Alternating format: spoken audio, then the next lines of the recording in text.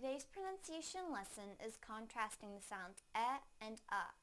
First, I will use each sound in a word.